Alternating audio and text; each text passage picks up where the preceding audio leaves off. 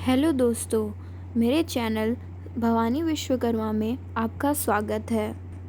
आज हम जानेंगे एक ऐसा मंत्र जिससे आपकी सारी मनोकामनाएं पूर्ण हो जाएंगी, चाहे वो कैसी भी मनोकामनाएं हो। इस शिव महापुराण कथा में अगर आप सुनेंगे पंडित प्रदीप मिश्रा जी के द्वारा, तो आपकी सारी दुविधाएं दूर हो जाएंगी। इस वीडियो में अंत तक ज़रूर बने रहें, आपका दुखों का निवारण जरूर होगा। इस कथा के माध्यम से पंडित श्री प्रदीप मिश्रा जी ने एक ऐसा मंत्र बताया है जिससे आपकी सारी मनोकामनाएं पूर्ण हो जाएंगी। हमारे चैनल में ऐसे ही बने रहने के लिए और ऐसे ही वीडियोस रोज़ देखने के लिए हमारे चैनल को सब्सक्राइब ज़रूर करें और इसे ज़्यादा से ज़्यादा लोगों तक शेयर करें, ताकि ज़्यादा लोगों तक ये वीडियो पहुँचे और उन्हें सारी दुविधाओं से मुक्ति मिले और उनके उपयोग में आए। हमें आशा है कि हम आपका कुछ सहयोग कर पाएँ। इस वीडियो में अंत तक ज़रूर बने रहें और हमारे चैनल को सब्सक्राइब ज़रूर करें। आइए जानते हैं कि कौन सा है ऐसा मंत्र जिससे आपकी सारी मनोकामनाएं पूर्ण हो जाएंगी। देवराज ब्राह्मण चोरी करने के बाद भी भगवान शंकर के धाम गया है। उसका एक कारण था कि देवराज ब्राह्मण की माता एक लोटा जल शिव को समर्पित करती। कितना जल? जम के बोलिए जरा। एक लोटा। और आप सबको कहूंगा, शिव मंदिर में प्रतिदिन एक लोटा पानी, एक लोटा जल अवश्य अवश्य चढ़ाना।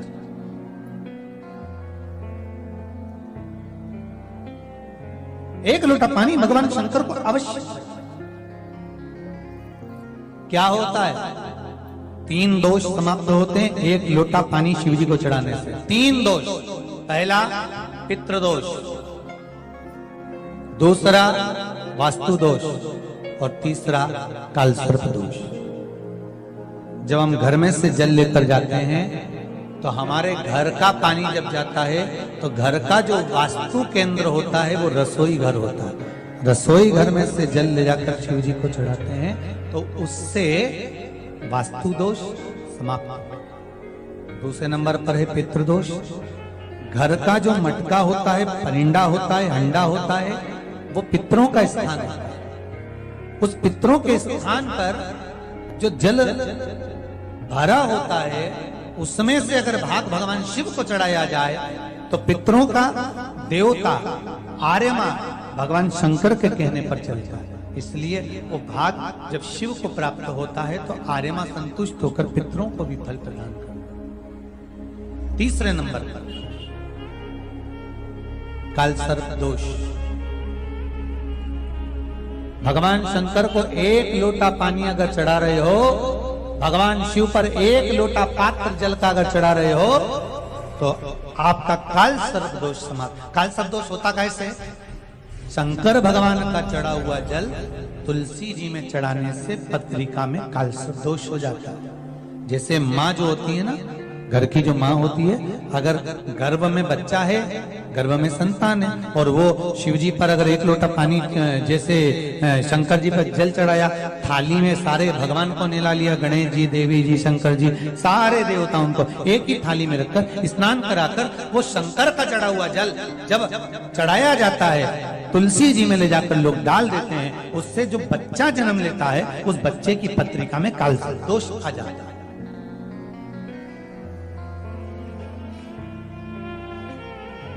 इसलिए शिव महापुराण की कथा कहती है सारे देवताओं को भले एक ही थाली में स्नान करा लो, एक ही पात्र में स्नान करा, पर देवाधिदेव महादेव को एक छोटे से पात्र में अलग से स्नान करा लेना चाहिए, अलग से।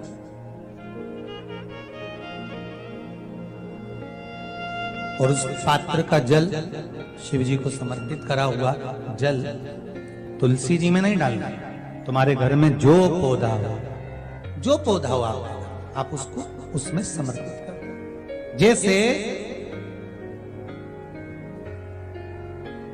बेलपत्री चढ़ाने के बाद जल चढ़ाना या जल चढ़ाकर बेलपत्र चढ़ाना? एक पत्र है, बड़ा सुंदर है, छोटा सा भाव, प्रश्न अच्छा है, आप सबके हित का।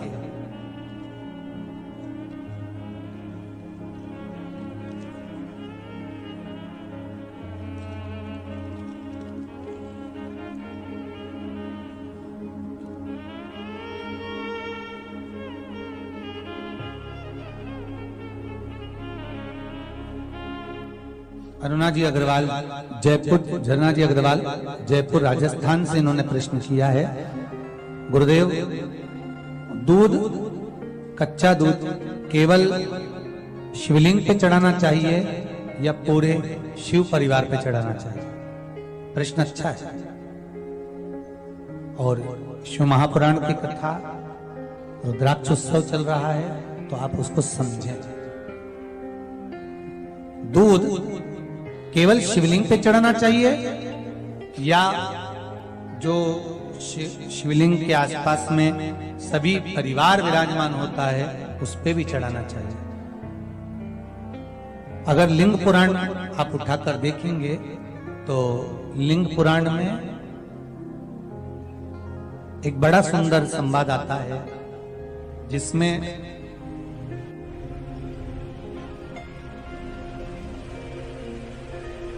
पीले कलर के शिवलिंग का वर्णन है। सफेद, लाल, पीला और काला, ये शिवलिंग का आपको पहले वर्णन करा है। ब्राह्मण सफेद मट्टी का शिवलिंग बनाता है, वैश्य पीली मिट्टी का शिवलिंग बनाता है, क्षत्रिय लाल मिट्टी का शिवलिंग का निर्माण करता है, शूद्र काली मिट्टी का शिवलिंग का निर्माण करता है। काली मिट्टी की शिवलिंग का निर्माण करता है। ये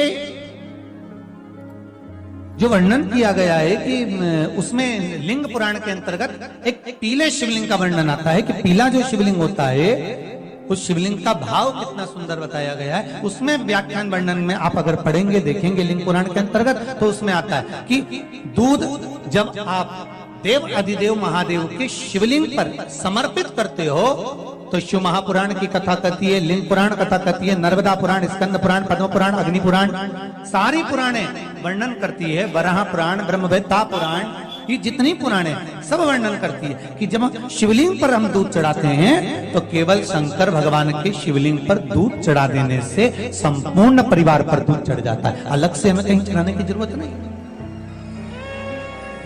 अलग से हमें कहीं दूध ले जाकर चढ़ाने की जरूरत नहीं कि हमें गणेश जी को अलग से चढ़ाना पड़ेगा, देवी जी को अलग से चढ़ाना पड़ेगा, कार्तिकेय जी को अलग से चढ़ाना पड़ेगा या नंदी को अलग से चढ़ाना पड़ेगा। तो जो प्रश्न करा है झरना जी अग्रवाल जी ने, जयपुर राजस्थान से हैं, सुंदर प्रश्न करा है। और ये आपको ज्ञात होना चाहिए कि शंकर भगवान पर चढ़ाया गया थोड़ा सा भी दूध जल जो हम भगवान शिव को समर्पित कर रहे हैं वो केवल शिव के लिए नहीं रहता, केवल भगवान शंकर के लिए नहीं है, वो स्वयं 33 कोटि देवताओं को समर्पित हो जाएगा, स्वयं 33 कोटि देवताओं को।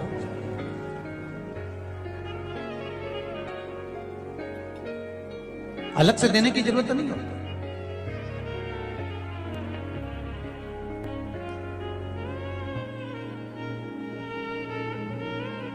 महाराज एक लोटा पानी, बेलपत्री आप शिवलिंग पर पहले चढ़ा रहे हैं, उसके बाद जल चढ़ा रहे हैं। दूसरा, जल चढ़ाने के बाद बेलपत्र चढ़ा रहे हैं। ये दो अलग अलग क्रम है शंकर भगवान की पूजन के। आप समझ लीजिएगा जरा, ये प्रसंग कभी नहीं आया, आज आया है तो उसको समझ।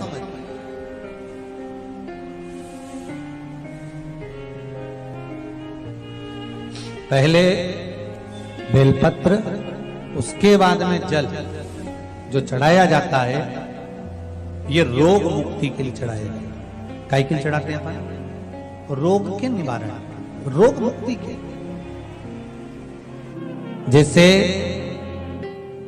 कोरोना महामारी के अंतर्गत अपन सबने स्मरण किया ऑनलाइन शिव महापुराण में कि एक वर्णन किया था कि अगर ज्यादा स्वास्थ्य गड़बड़ हो रहा है तो एक लोटा दूध था और एक लोटा पानी बेलपत्र रखकर फिर चढ़ाने का उस समय पर वर्णन किया था। आप लोगों ने, कई लोगों ने उसको किया और उसका लाभ आपको मिला।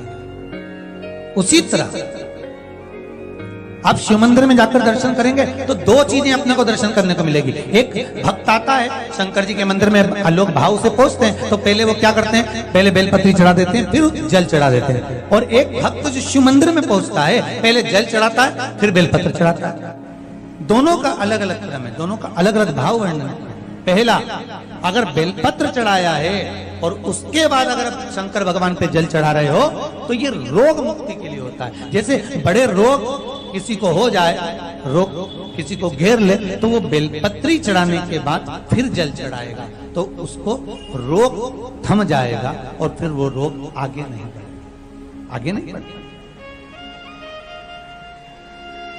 रोगों को थामने के लिए बेलपत्री पहले फिर जल। और जब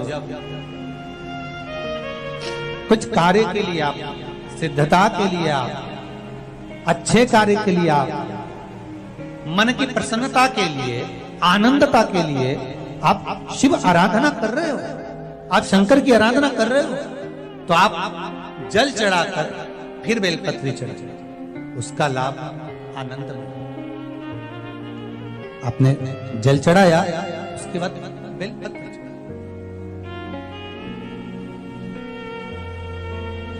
बस एक बात का स्मरण आपको होना चाहिए शिव महापुराण का कि जब भी आप भगवान शंकर को बेलपत्र चढ़ाते हैं, बेलपत्र समर्पित करते हैं, बेलपत्र समर्पित करते समय प्रयास करा करें कि ये बेलपत्र को जब भी आप समर्पित करें, प्रयास करें कि बीच की जो पत्ती होती है बेलपत्र की, मध्य की जो पत्ती होती है उसको अंगुष्ठ से पकड़ा जाए। उसके बाद में आप फिर बेलपत्री को शिव पर समर्पित करें, प्रयास करें। बेलपत्र जो हम भगवान शंकर को समर्पित करते हैं उसका मध्य जो भाग होता है, बेलपत्री का जो 3 देवताओं का मध्य जो भाग होता है उसको पकड़कर बेलपत्री को शिव को समर्पित करना चाहिए। पूर्व की कथाओं में यह भी वर्णन किया है कि बेलपत्री की डंडी का मुख कहां होना चाहिए। पूर्व की कथाओं में यह भी बताया गया है कि बेलपत्री की तीनों डंडियों के बीच में, तीनों पत्तियों के बीच में जो खाली जगह होती है, डंडी होती है, उसका क्या महत्व है ये पूर्व की कथा में पहले बता चुके। पर आज जो क्रम चल रहा है कथा का, उसमें अपन जो समझ रहे हैं वो ये होना चाहिए कि आप किस कामना से जल चढ़ा रहे हैं, आपके जल चढ़ाने का क्रम क्या है। अगर आप रोग मुक्ति के लिए चढ़ा रहे हैं तो पहले बेलपत्र चढ़ेगी फिर जल चढ़ेगा। आप कार्य सिद्धि के लिए चढ़ा रहे हैं पहले जल चढ़ेगा फिर बेलपत्र चढ़ेगी। और यदि कोई विशेष कार्य है आपका जो आपको भगवान शंकर से जाकर कहना है, कोई विशेष कार्य, जैसे ब्रह्मलोक में ब्रह्मा है, वैकुंठ में भगवान विष्णु है, पर संसार सागर में, ब्रह्मांड में, मृत्यु लोक में अगर कोई देव है तो वो देव अधिदेव महादेव, वो देव अधिदेव महादेव।